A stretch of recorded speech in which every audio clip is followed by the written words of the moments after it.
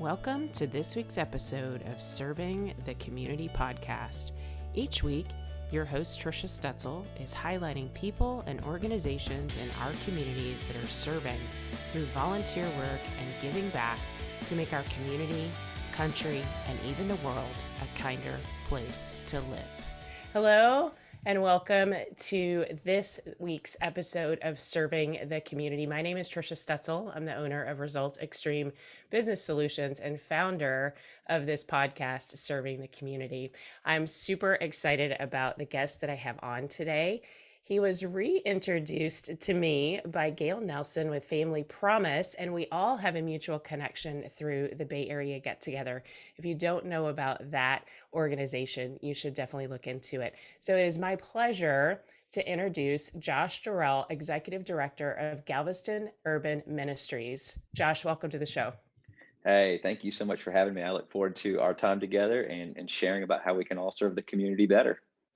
Yeah, absolutely. So would you just take a minute, introduce yourself, talk a little bit about GUM, as we like to call it, so that people are familiar with it, and then we'll take a deeper dive into some of the things that you've got going on in your organization. Yeah, absolutely. So again, my name is Josh. I'm the Executive Director at Galveston Urban Ministries. My wife and I founded this organization almost 11 years ago now.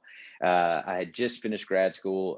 We were living in Chicago and moved to Galveston to launch a new organization that was geared more towards empowerment and long-term fixes instead of this idea of just giving kind of a quick material good and then expecting life to just all of a sudden change.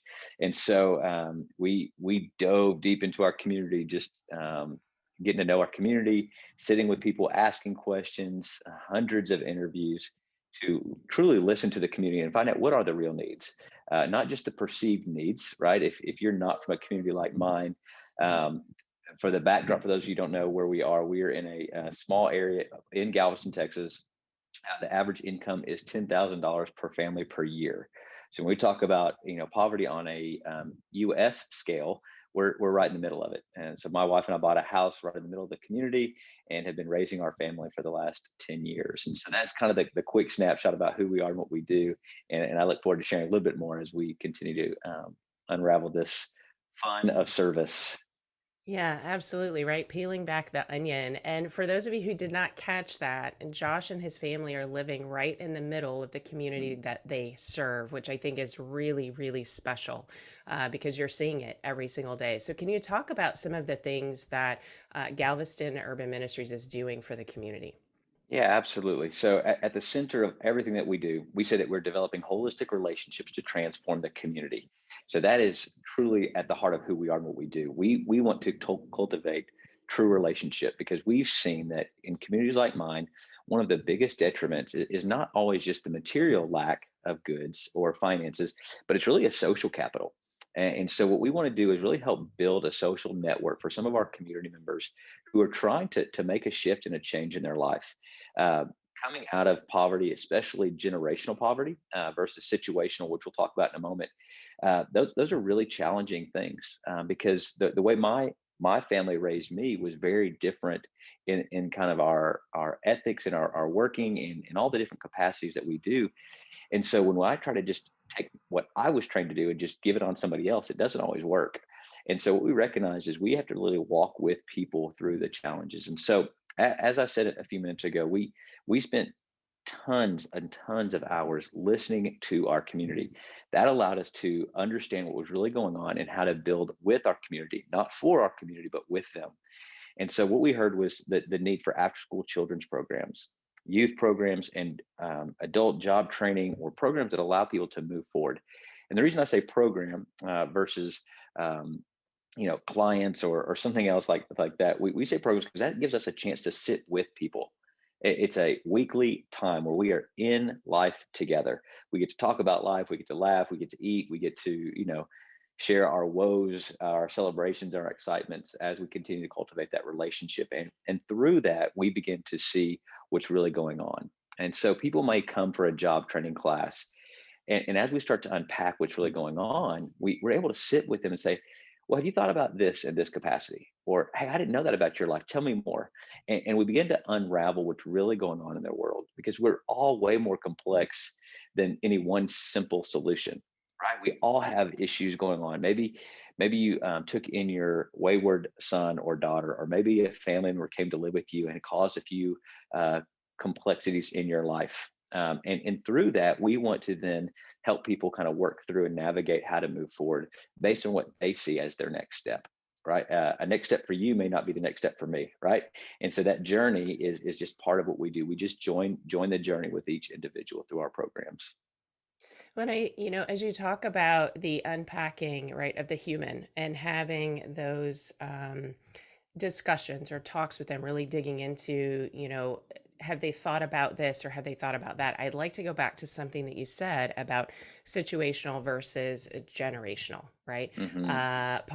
Poverty. So do you want to unpack? I'm going to use your word, right? Unpack that a little Yeah. bit so that people understand really where you're coming from. Absolutely. So our community is primarily intergenerational poverty. That means it's not just like you just lost a job and all of a sudden you found yourself in a bad situation. That would be more situational, right? Maybe you had a medical emergency, maybe you lost a job, maybe there's a death in the family, and all of a sudden, your income and your life changed overnight, right? And that happens, and that is tragic and brutal. At the same time, generational poverty is sometimes two and three generations of folks that we've worked with who have not had a full time job, 2 to 3 generations, right? Like I was trained from my childhood with my dad to push a lawnmower. I was taught to work hard to get a job, and so from the moment I could work at the legal age, I was I was working because that was the expectation in my family. And so I was taught and trained very different. Now it doesn't mean that our families are less than or unequipped or unequal in any sense, right? That it's just a different framework. And so for us, some of the families that we're working with, when we're talking about getting a job and working full time, that's not something that they've actually seen before for their own families. And so if you haven't seen it from your own family dynamic, it can be really tough to jump in. And so a lot of times we'll see someone say, why don't they just get a job? Right? We've all said that. Just build a resume and go get a job.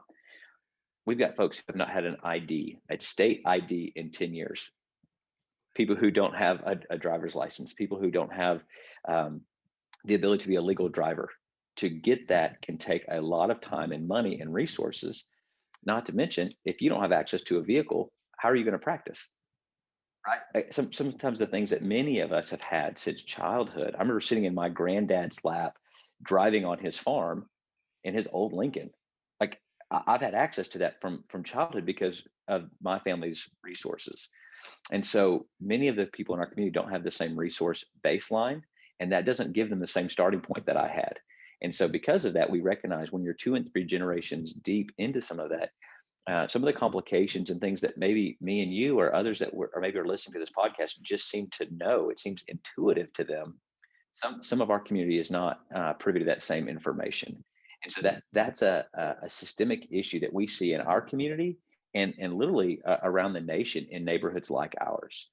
You have a large population who maybe are unemployed or underemployed, temporary part-time jobs, seasonal jobs, again, very working class, and that can be it can breed its own challenges when it comes to understanding what's really going on in our community. And that's why we had to spend so much time listening, understanding what's really going on, so we didn't just come in and superimpose our outsider ideas. Sure, absolutely. Well, and for those who don't live in the state of Texas or aren't familiar with our geography, Galveston is an island. Mhm. And I think that alone can cause some of the issues, right? People feel Absolutely. isolated. It's very hard, if they don't have transportation, they can't get off the island. Absolutely. Yeah. And last I looked at as a city or as an island, 22% of our island is considered impoverished. Right. So that's 1 in 4.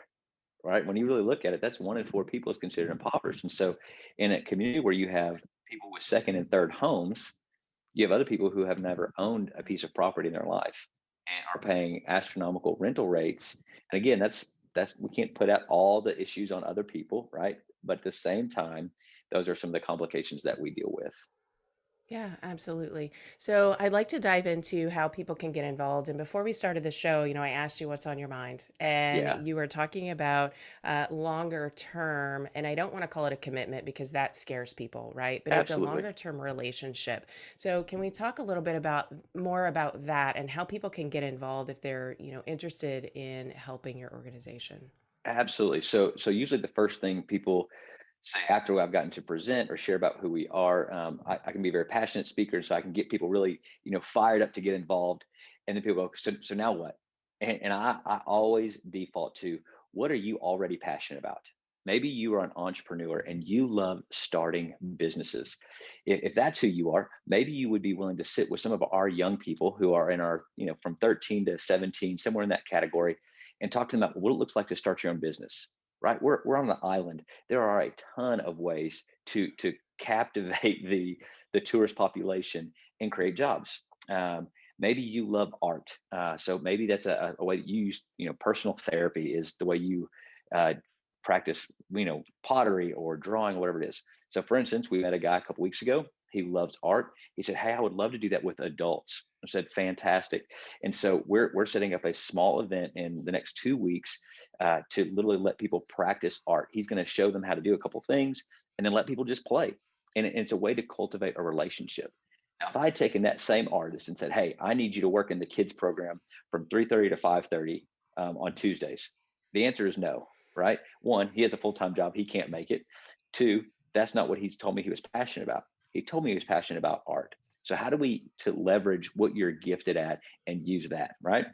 So that's where we are. Now, at the same time, we do have after school children's programs and youth programs, and we need volunteers and mentors. Maybe you want to give up a lunch hour 1 day a week here on the island if you're here in the Galveston area and come have lunch with kids that we've been investing in. Sit with them, ask them how their week is, and cultivate a relationship. It's kind of that big brothers, big sisters model, but the idea is building a relationship. And anybody who has an extra hour a week can do that. At the same time, people in our community have had people come in and come out really quick. All right, people come in and say, "Hey, we want to solve all your problems," and people get excited, and then that volunteer bails on them. So for us, we do ask that if you're willing to try it out and come serve with us, help us know how to help you get involved. Because again, if you're in the wrong seat on the bus, you won't make it very long.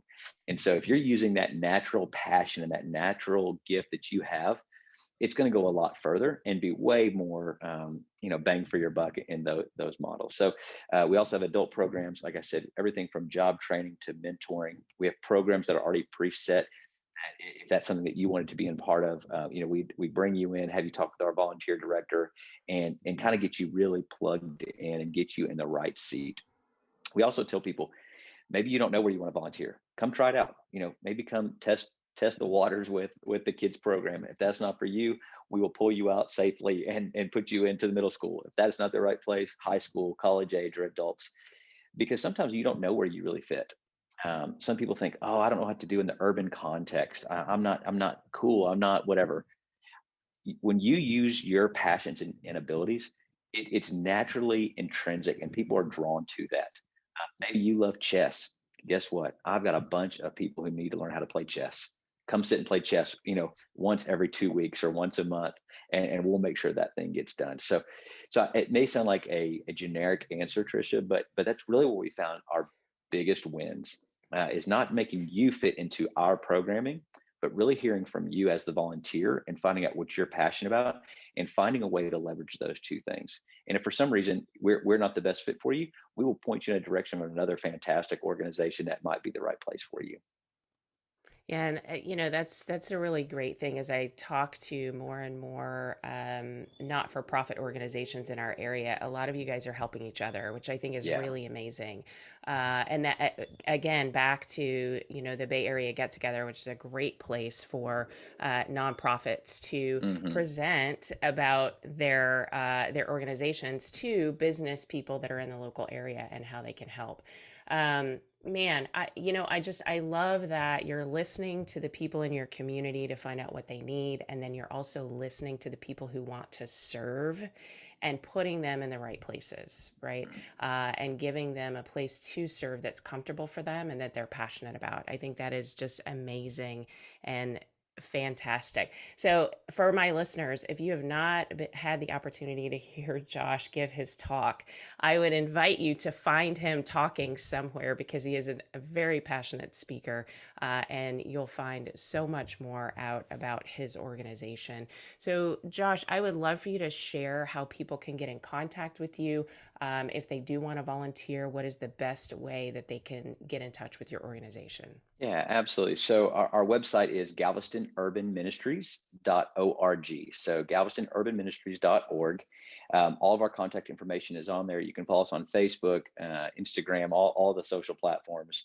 We do our best to really kind of hit every generational gap we can and make sure people have access to that. Our phone number is 409-497-2460. That is our main line to our office. You can ask for me, again, Josh. You can ask for Mason, our director of volunteers, or any of our other staff. We'll plug you in the right place to make sure you get kind of received by the things that we're doing. We always want to invite people, just come and tour. Let us show you what we've been doing. We've got a YouTube channel, again, Galveston Urban Ministries. We've got some good videos and links about who we are and what we do. And we're trying to tell the story well, right? Because everybody wants to find out what's going on before you show up. And so we hope that we can do that now more in this digital era that we're in, and how COVID has pushed us to be way more of a online presence. And so check us out on any of those platforms, watch our videos, look at our website. And after that, find out maybe the best way for you to plug in wherever you may fit. I love that. Thank you for sharing that. So, we actually have a couple of minutes. I'm going to put you on the spot. This is not something that we talked about, but do you have just a short story that you could tell our audience about somebody who's come through and been one of the people that you've built a relationship with Gum? Absolutely. We've got dozens of those stories, and I should have probably teed up with that in the first place. But I'll tell a story. We'll call her Susie, just for her own anonymity. And so Susie came to us in one of our back to school supply stores. So as an empowerment based organization, what we try to do is make sure that we don't give anything away for free. And that's not to say that we're trying to be greedy. It's that we want mutuality. We don't want us to be the giver and you to be the receiver. That's not what we want to do. We want to create mutuality to the best of our ability.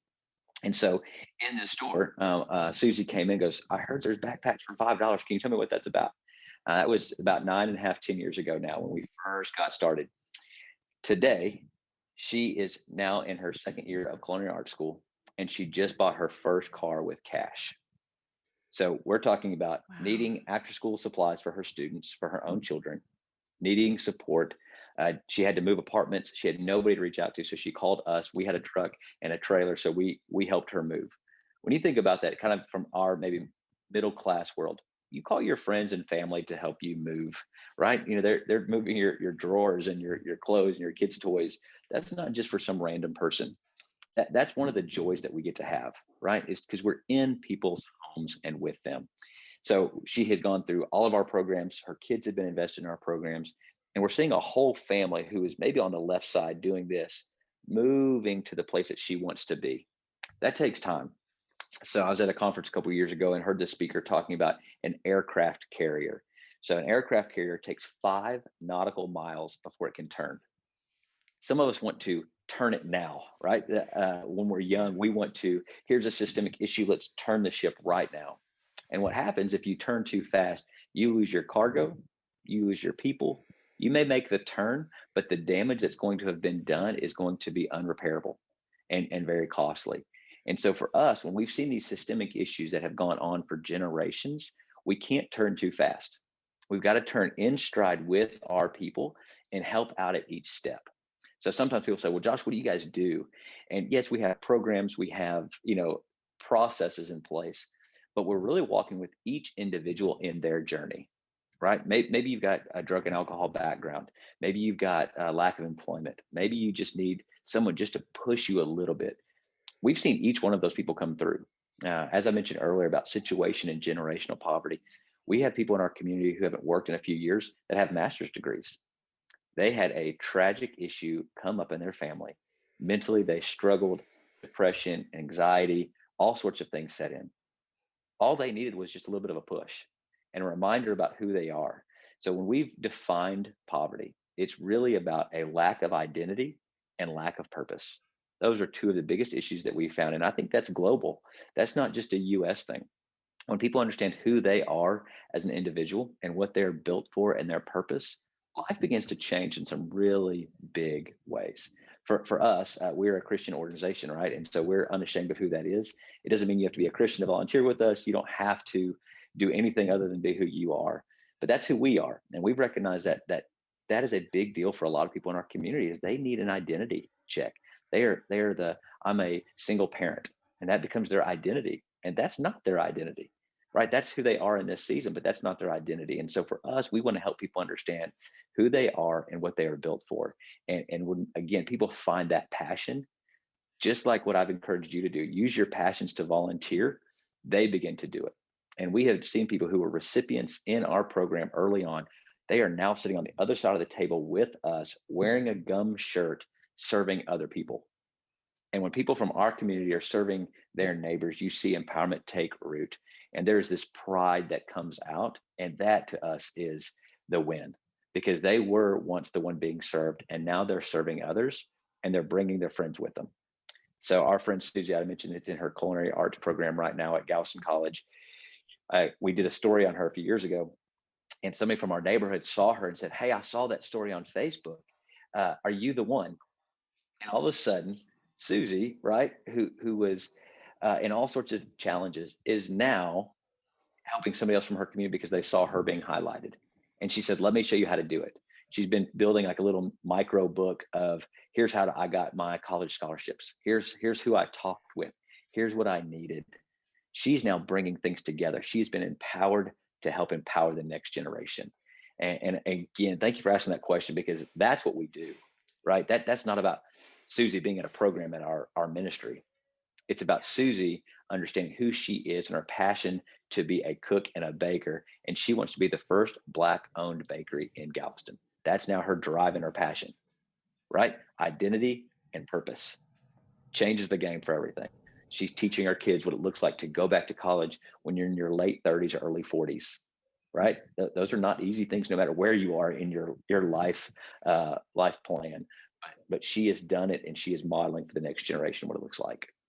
Yeah, I love that. And I love how you talked about the aircraft carrier, and you can't just turn on a dime and Yeah. expect good results. It really does take time. Thank you for being on the show with me today and sharing so much about your organization, Josh. You and your family are doing some amazing work in Galveston, and I'm so blessed to have met you multiple times. And I'm so glad that Gail reintroduced us so that you could come on the show and talk about gum today. Yeah, absolutely. Well, again, thank you for taking the time and reaching out. We love sharing about our organization. I hope our passion is communicated clearly. And again, just to kind of share with the listeners, invite us to come speak. Invite us to your to lunch or coffee, and we'll share more stories. Again, we love what we do, and we hope we communicate that well. Yeah, well, you do for sure. And there's so much passion behind when you do speak and behind your organization. Thank you again, Josh, for being on the show. For all of the listeners, I will post all of the contact information and the website in the show notes so you can just click and find all the information that you're looking for. Josh, thank you again. Yeah, thank you, and y'all have a great rest of your day. And that concludes this week's podcast, Serving the Community.